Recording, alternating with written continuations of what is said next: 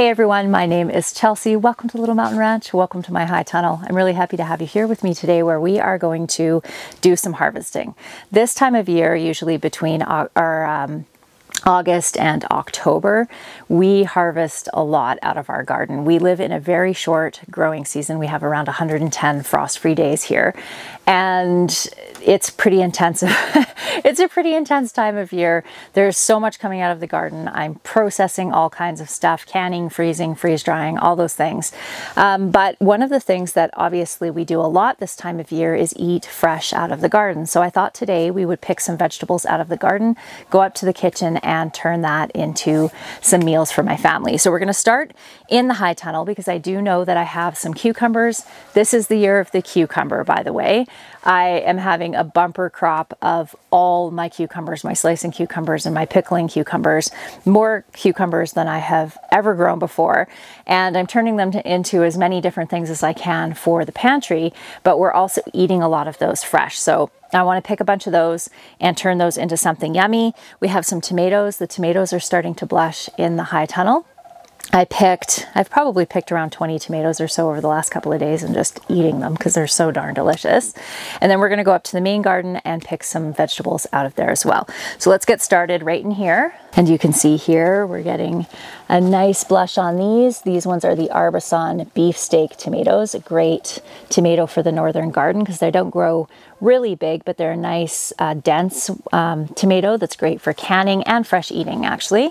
I prefer to pick my tomatoes when they are fully vine ripened. I know a lot of people pick their tomatoes when they're not fully ripe and then allow them to ripen on the counter. I just love the way they taste when they're fully vine ripened. And I'll usually bring them in if I don't have enough to can a canner full of tomato product. I will just throw them in a Ziploc bag, freeze them, and then process them when I have enough. But they just taste better ripened on the vine. Oh, there's a pretty one. Look at that beautiful tomato.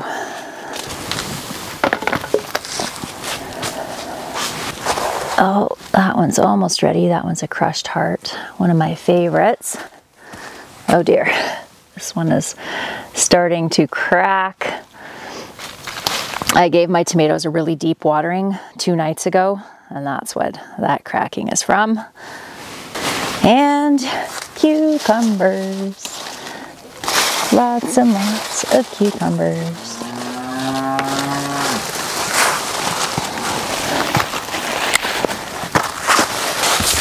There are tons of little cucamelons in here.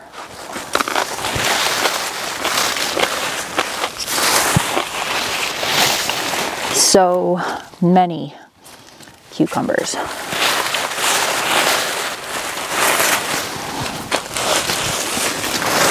I think that's about it. We have a few more that can stay on the vine.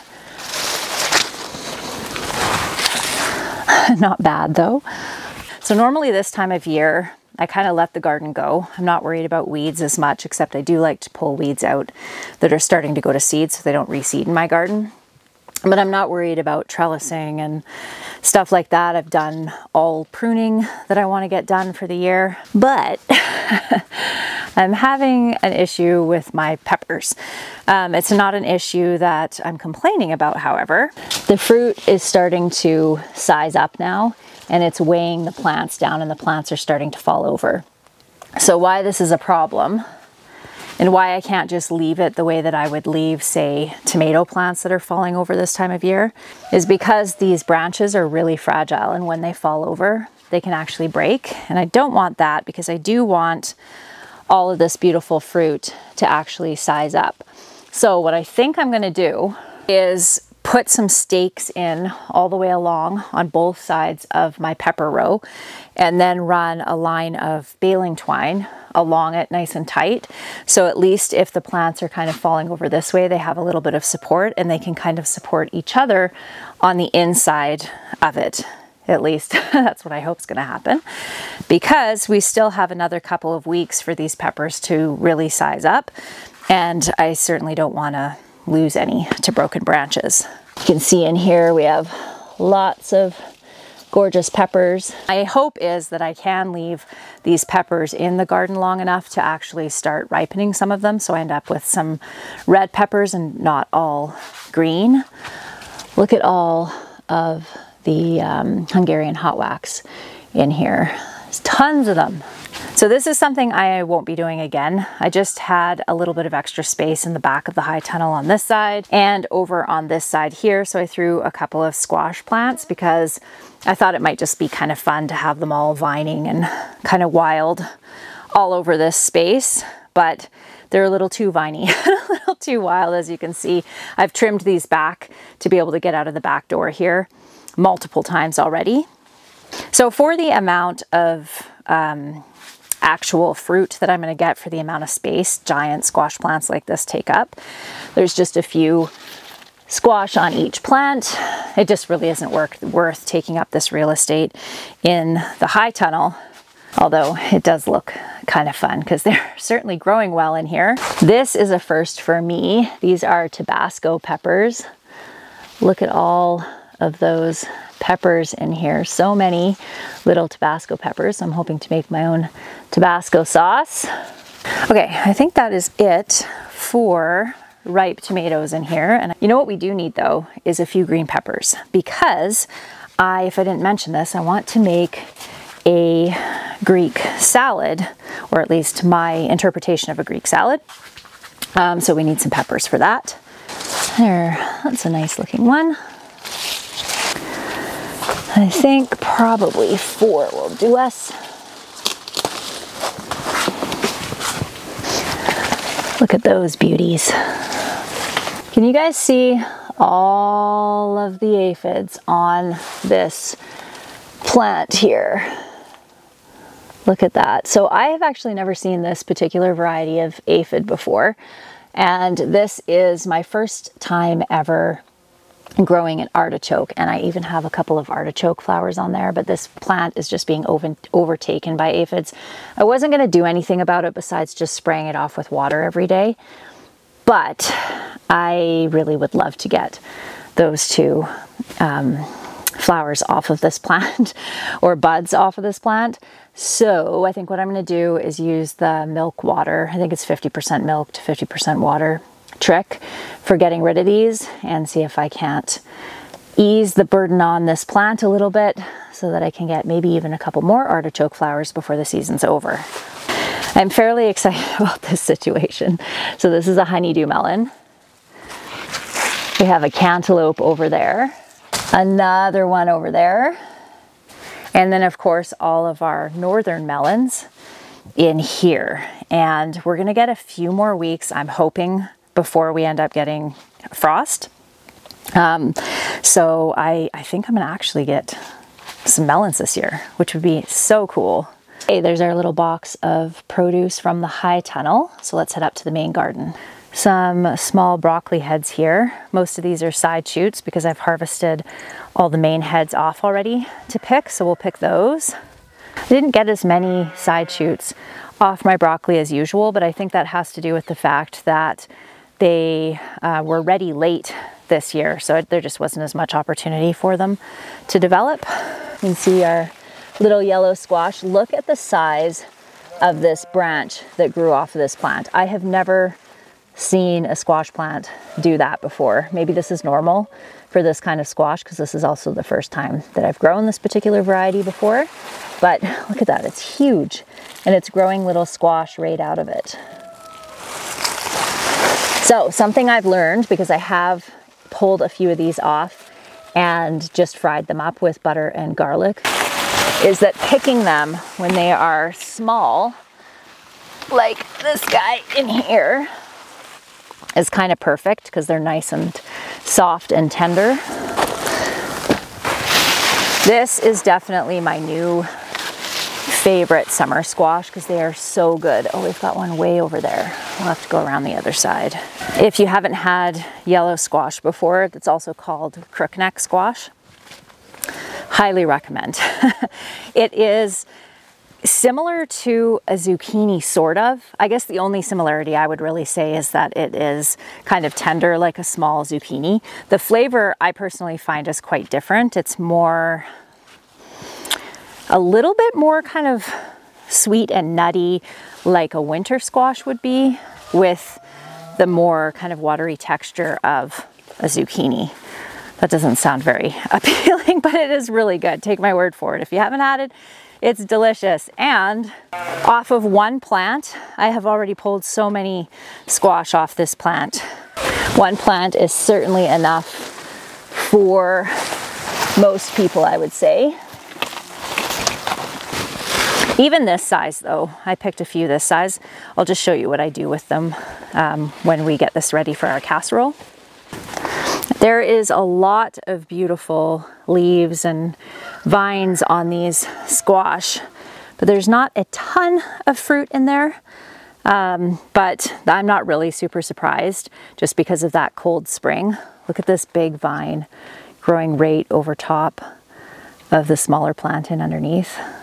So gorgeous. I absolutely love winter squash so much.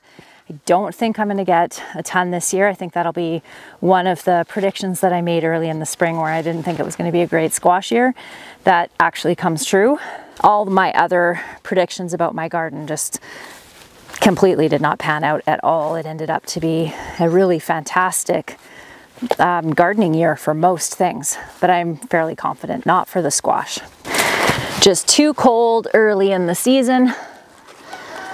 Not enough time before it's gonna frost. I came outside last night and picked a bunch of stuff when it was really cool and decided just to leave everything out in the garden and bring it up today to process. You know, in checking the amount of stuff that's already here in this wheelbarrow, I think I'm gonna wait and grab that broccoli tomorrow and deal with it then, and just bring all this up and just deal with this first. You know, it's funny, I had this little sprout box garden bed in the front of my greenhouse and I planted a bunch of herbs in it and it just didn't do anything. So just because of the cold spring. So I just filled it up with a bunch of other flowers that I had, miscellaneous things. And now it's decided to grow and I really love it because it's such a mix of color and texture. Let me show you. We have gorgeous lemon balm in here that is finally starting to grow. We have some petunias back there, some straw flowers that are starting to come up, marigolds, they'll be blooming any minute, some oregano that's finally started to grow as well. We have some pansies in there, some painted daisies, a little bit of lavender. This is a variety I've not grown before and it's really pretty. We have some rosemary hiding in there, gorgeous sage, getting nice and big as sage tends to do. And it looks to me like this is a daisy and it must have seeded in here at some point because I didn't actually plant that in there. So that's nice and big, but underneath it, we have a little bit of oregano that's trying to creep in out from underneath. We have some thyme in here, a couple different ones that are looking beautiful, and then a whole bunch of parsley. And you know what? I think I better pick that parsley. It's kind of being overtaken by our chamomile in the back. So I'll pick that because that's pretty easy to deal with. I can just throw it into the freeze dryer. Let's push all this chamomile out of the way. I think I've picked most of the chamomile that I want for the winter teas. Pull all of the chickweed out of there because of course chickweed is everywhere. Not the end of the world though, because it is edible. Okay, let's pop off all this. And it doesn't seem to mind slightly cooler temperatures. So maybe we'll get another little flush on it before the really cold temperatures of fall come. I always think to myself this time of year that I need to plant way more parsley next year. So when I'm planting all my seed starts next spring, maybe someone can help remind me that I want to plant more parsley. All right, let's get all this up to the house. All right, we're back in the house getting everything ready to make our Greek salad. I just think these peppers look so incredibly beautiful. So we're just getting them all chopped up, taking the insides out, and then running them through my food processor.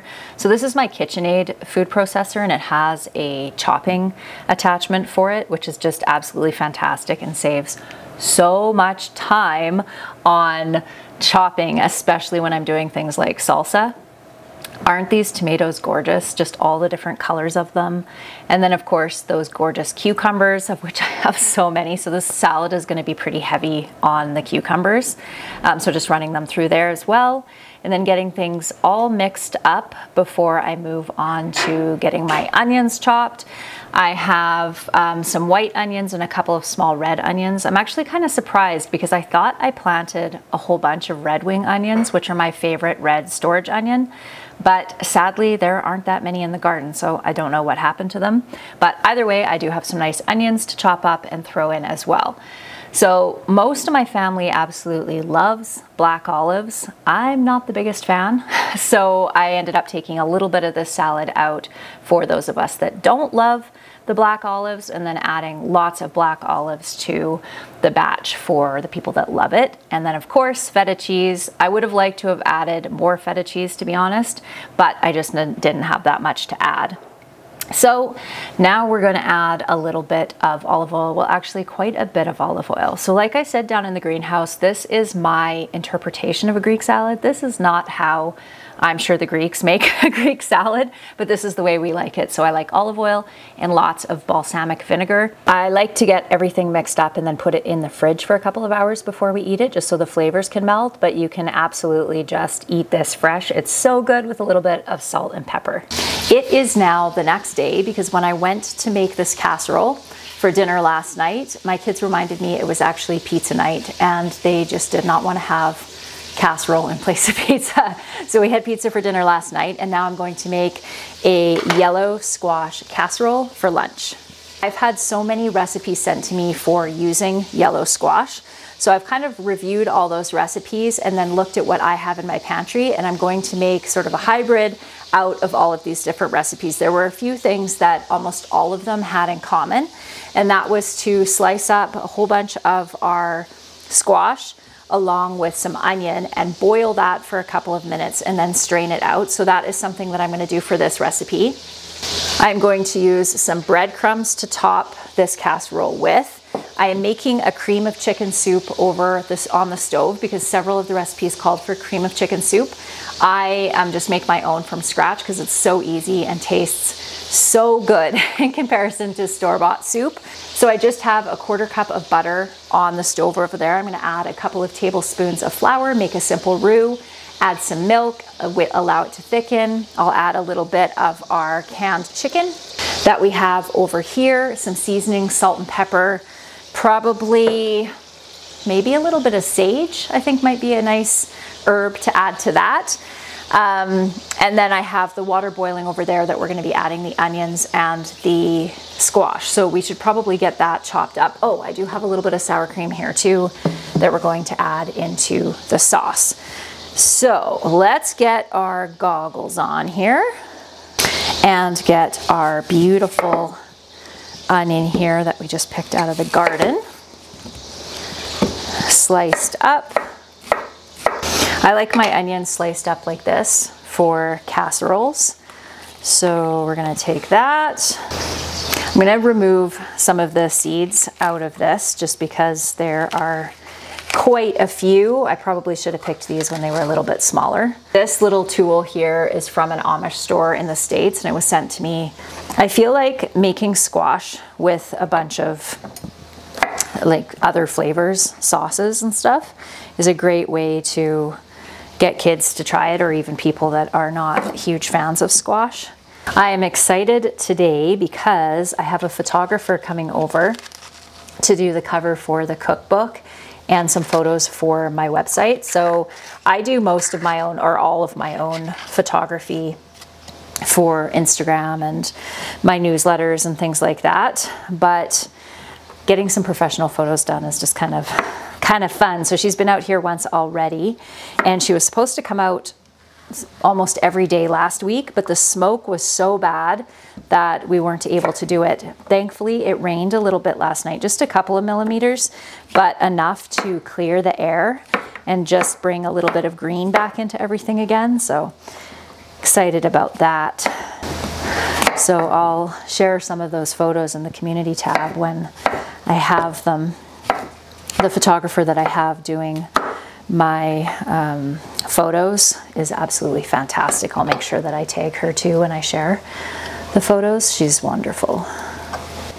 Okay, so I'm gonna do a ton of squash because I wanna make 2 good size casseroles here. Like I said, around 1/4 cup or so of flour. So I'm gonna add 3 good tablespoons to that. Whisk it in and slowly add our milk until we get a nice thick soup base. When I say to add it slowly, I really mean to add it slowly because you want it to heat up and continue to thicken. If you add too much, it just cools it down too much and then it takes forever to actually thicken. I poured a ton of milk all over the floor. Were you guys able to watch that while I was doing it? I didn't even notice. Good grief. Gonna add some fresh ground pepper to this and go answer my phone. Good pinch of salt.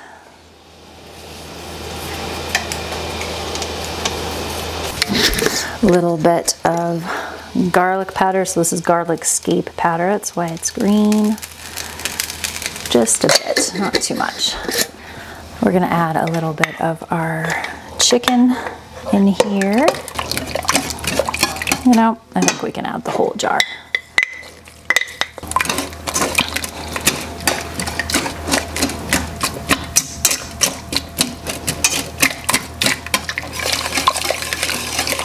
Back over to chop up a ton of this squash over here. The skin on this yellow squash is so tender, even more tender than a small zucchini.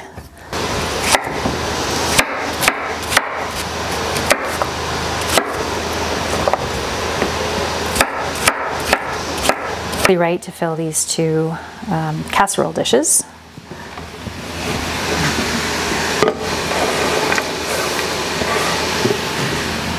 Okay, we're gonna strain this into our colander over here. Okay, now we're gonna take our cream of chicken soup and we're going to dump that over our squash. And we're going to add some sour cream.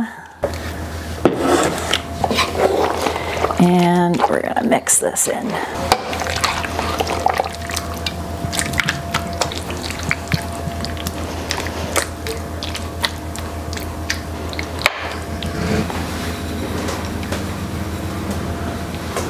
May as well use them all up. Thick layer of breadcrumbs on these. And now we're gonna bake this in the oven until it's bubbly. And we're gonna bake it at 350. Okay, our casseroles just came out of the oven and they're still bubbling away there, but they look great. It really smells so good. That is scrumptious. I didn't end up putting any other herbs into it just because the cream of chicken soup tasted great with just the pepper, the little bit of garlic, and the salt. But I can see now that just with the mix of the squash that a little bit of herby flavor would go really nicely with this.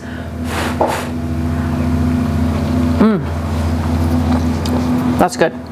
I think even my kids that don't necessarily love squash are gonna think this is really good, which is great because we have a lot of squash out in the garden. All right, my friends, that is going to be it for today's video. I hope that you enjoyed it and I look forward to seeing you next time. Bye.